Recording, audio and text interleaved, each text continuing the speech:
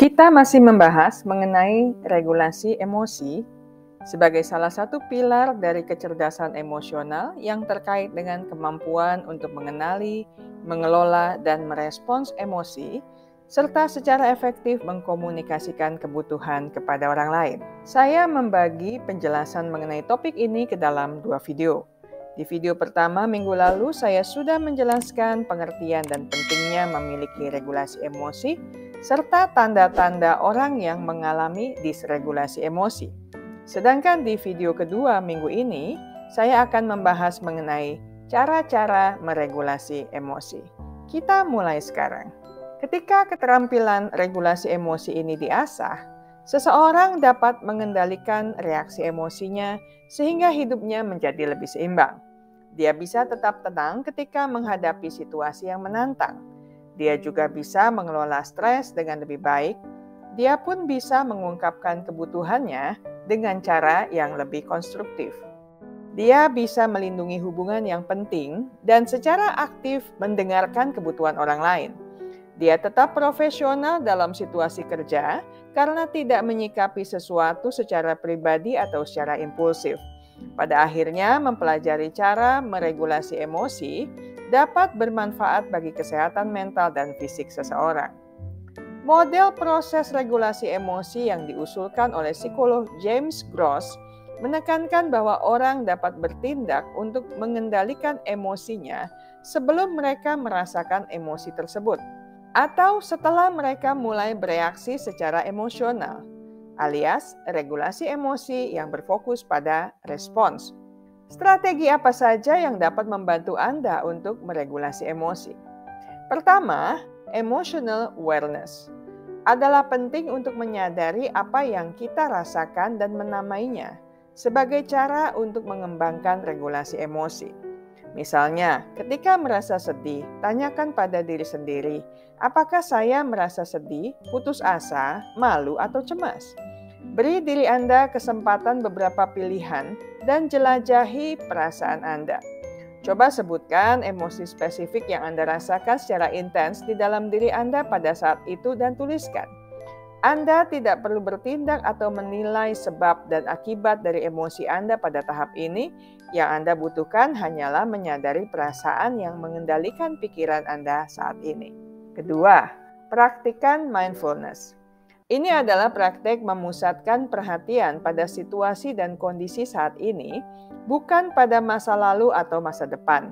Latihan-latihan pernafasan memungkinkan kita untuk mengeksplorasi dan mengidentifikasi semua aspek dari dunia luar, termasuk tubuh kita. Dengan strategi ini, otak kita melepaskan kekhawatiran, rasa bersalah, juga kecemasan. Ketiga, cognitive reappraisal. Ini adalah strategi untuk mengubah cara pandang dalam melihat situasi yang penuh tekanan, cara menafsirkan kejadian yang membuat stres, serta cara bereaksi terhadap situasi yang berpotensi memicu stres. Perubahan cara berpikir ini terbukti dapat mengurangi stres, meningkatkan perasaan positif, melakukan pencapaian yang lebih baik, mengurangi burnout, serta menjalin relasi yang lebih sehat. Keempat, latihan merawat diri secara reguler. Perhatikan kualitas tidur Anda. Anda akan lebih mudah lepas kendali jika mengalami kelelahan fisik dan mental. Perhatikan juga kebiasaan makan Anda. Makanlah makanan bergizi secara berkala untuk membantu Anda menghindari rasa lapar berlebihan. Rasa lapar dapat membuat Anda mudah tersinggung dan lebih cepat marah. Berolahraga dan beraktivitas fisik yang teratur juga bermanfaat untuk mengurangi kecemasan, serta mengatasi situasi yang penuh tekanan dengan lebih efektif. Anda juga dapat mengingatkan diri Anda mengenai bakat dan kebajikan Anda. Juga berlatih melakukan afirmasi diri positif setiap hari. Membuat jurnal harian tentang hal-hal yang Anda syukuri juga dapat menjadi bagian penting dari ungkapan belas kasihan Anda kepada diri Anda sendiri. Kelima, latihan menenangkan diri.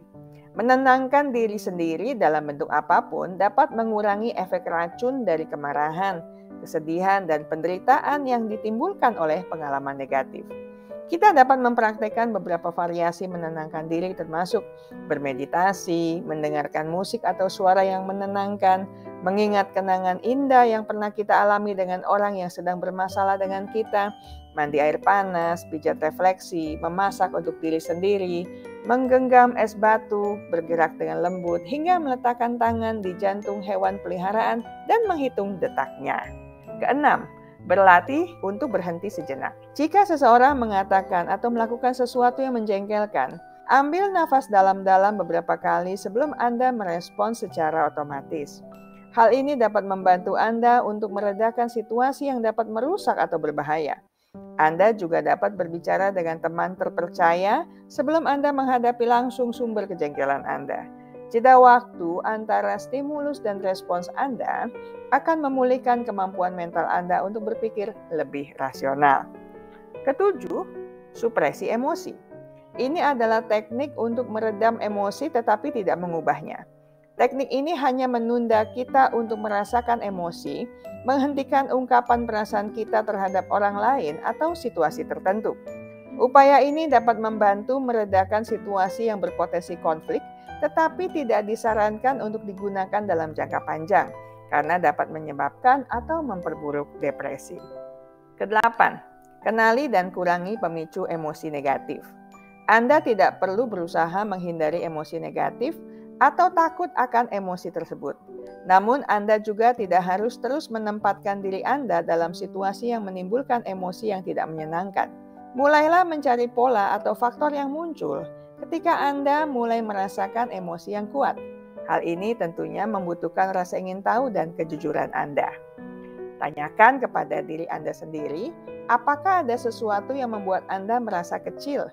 Emosi yang kuat seringkali muncul dari rasa tidak aman yang mendalam, terutama yang kita sembunyikan.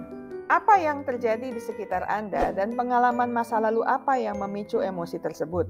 Ketika Anda mengidentifikasi pemicu-pemicu ini, Anda bisa mulai mengeksplorasi mengapa hal tersebut sangat membebani Anda dan apakah Anda bisa mengurangi kepentingannya. Kesembilan, terlibatlah di dalam percakapan yang positif tentang diri Anda dan orang-orang di sekitar Anda. Ketika emosi Anda terasa meluap-luap, perkataan Anda berpotensi menjadi negatif. Anda mungkin berkeluh kesah, lagi-lagi saya membuat kekacauan. Dan Anda menjadi makin kesal dan marah dengan diri Anda sendiri. Atau Anda melihat hasil karya orang lain dan menjadi jengkel karena mereka tidak memenuhi harapan Anda. Sungguh parah mereka itu, apa-apa yang dikerjakan pasti gagal. Biasakan untuk lebih memperhatikan pengalaman-pengalaman positif dan mengganti ungkapan negatif menjadi lebih positif untuk meningkatkan kesejahteraan Anda.